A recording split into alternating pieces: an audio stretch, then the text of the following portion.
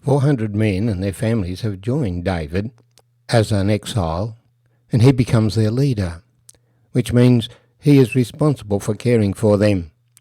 But they are living in the wilderness, outlawed by King Saul. Then they told David, saying, "Look, the Philistines are fighting against Keilah, and they are robbing the threshing floors." Therefore David inquired of the Lord, saying, "Shall I go and attack these Philistines?"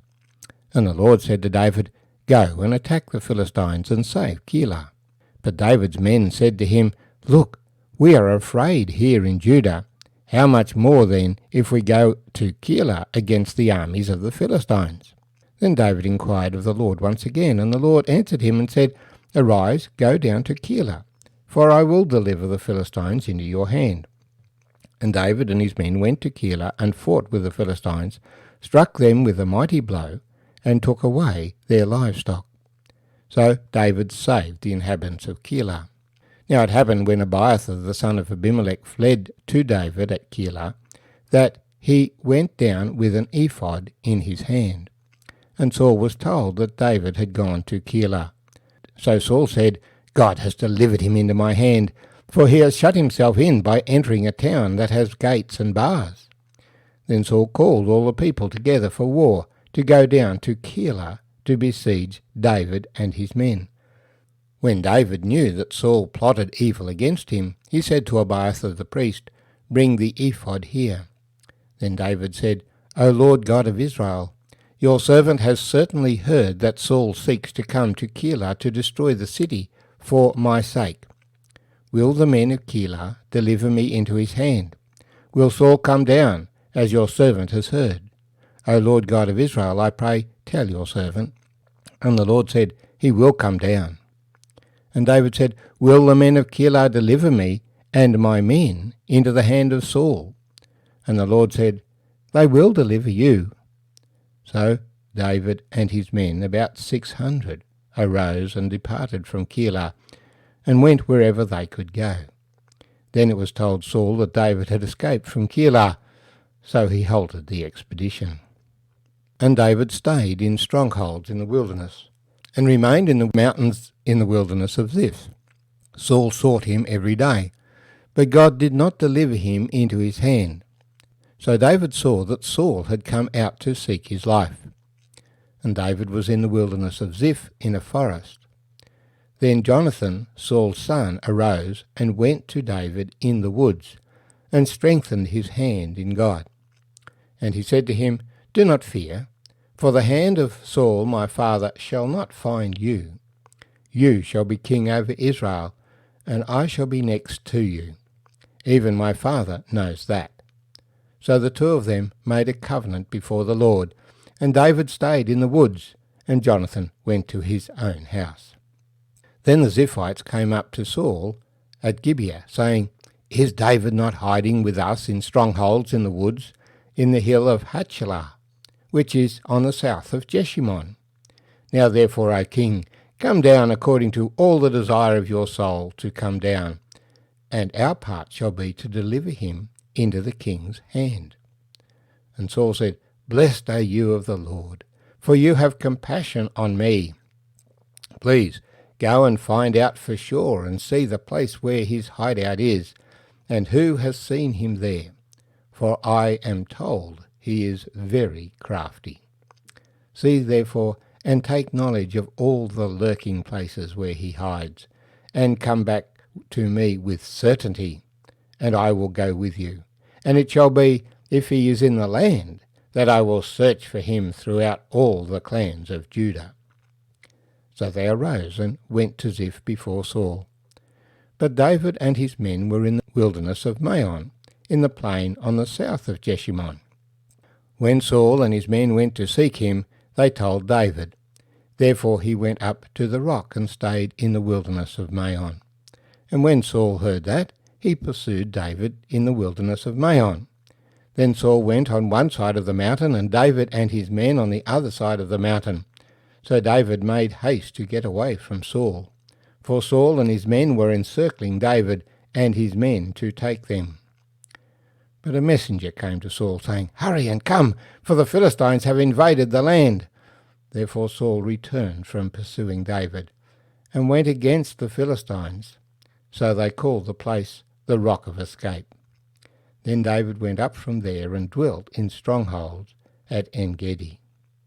My name's Arthur, and I thank you for joining me as we share together from 1 Samuel chapter 23. Saul is fixated on catching David, but as he himself knows, David is very crafty.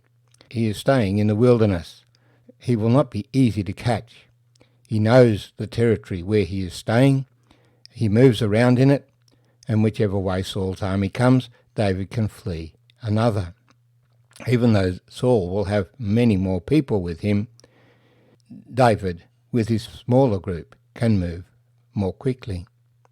Early on, though, he sees the people of Keilah in trouble from the Philistines, and Saul doesn't lift his hand to protect them, and the Lord sends David to do it.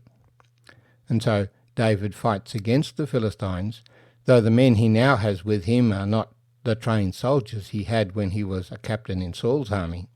Yet the Lord delivers the Philistines into his hand, and the people of Keilah welcome him into their city.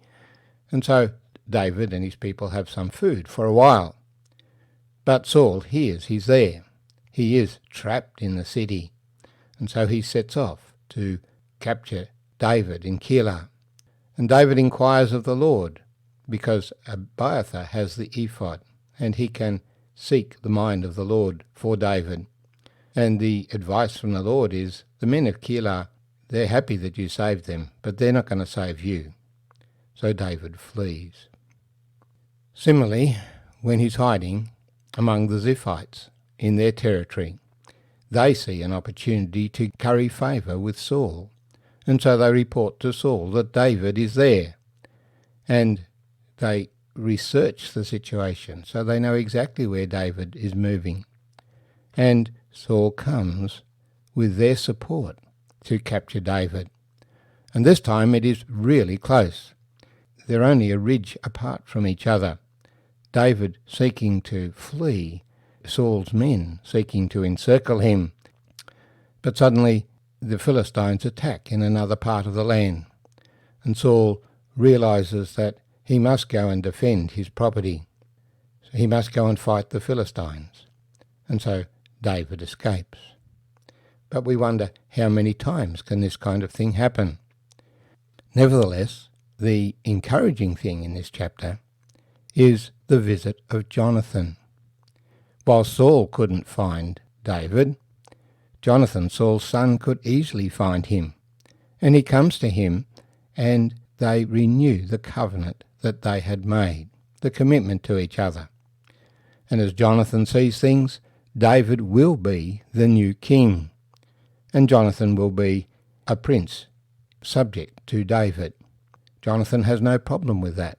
King Saul is the one who's got the problem. Saul wants his dynasty to last forever, but the Lord has told him, no, God has someone else, and his dynasty will not last. Wherever David moves, there will be those who support him, but there will be those who will betray him. But also in Saul's camp, there are those who support Saul, but there are also those who sympathise with David. In the midst of all the opposition, we find that David is encouraged before the Lord. Jonathan supports him, and there are others around who provide the network of information. So when Saul is coming, David is warned. And of course, he has the Lord with him. And when David cannot do anything to save himself, and he is trapped, then the Lord sends deliverance by the messenger who says to Saul, "The Philistines have attacked, come and fight them."